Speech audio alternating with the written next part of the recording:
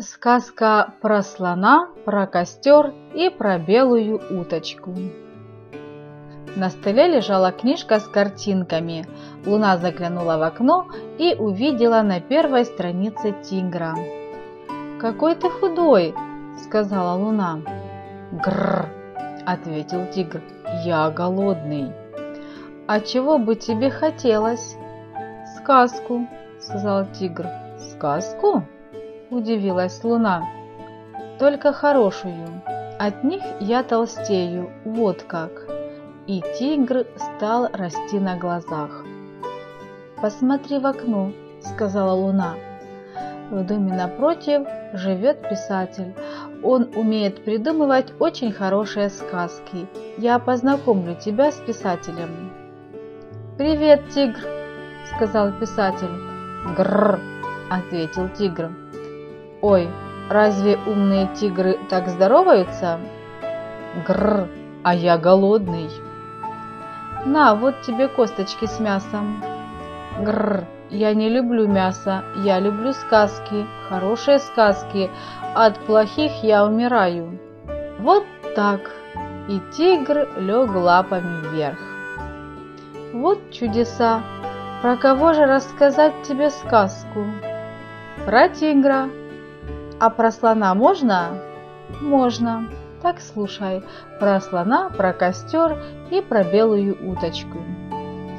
Жил-был на свете слон. Очень большой, не очень красивый, но очень добрый. Звали его Лони. Однажды он пошел гулять и пришел к пылающему костру. Возле костра грелась белая уточка. Ее звали Миранда. А рядом был пруд, уточкин пруд. Лони остановился, чтобы полюбоваться на костер, на белую уточку и на их отражение в воде. Вдруг набежала тучка, стал накрапывать дождь. «Пф!» – всхлипнул костер. «Если дождь разойдется, я погиб».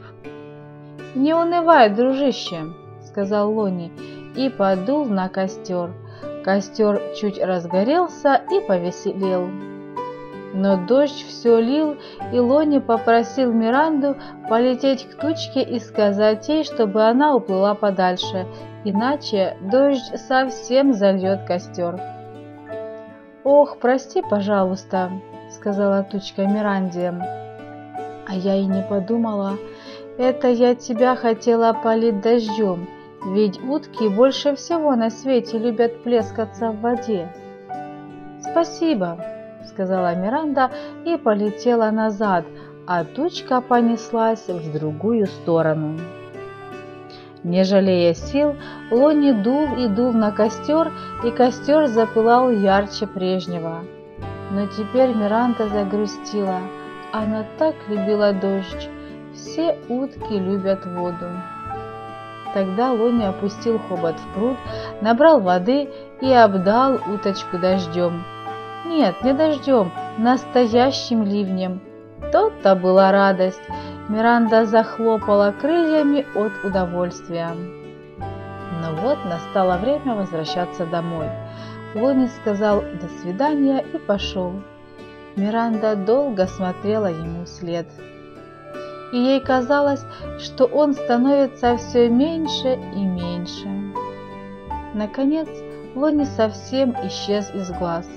Тогда Миранда спрятала голову под крыло и заснула. Ей приснился Лони, такой большой, не очень красивый, но очень добрый. «Все? Конец?» – спросил тигр. «Этой сказки конец», – сказал писатель. «Тогда я лягу спать», – сказал тигр. «Вот здесь, в углу кадра, где буквы не мешают». И тигр свернулся калачиком в углу кадра. Но один глаз у него был открыт.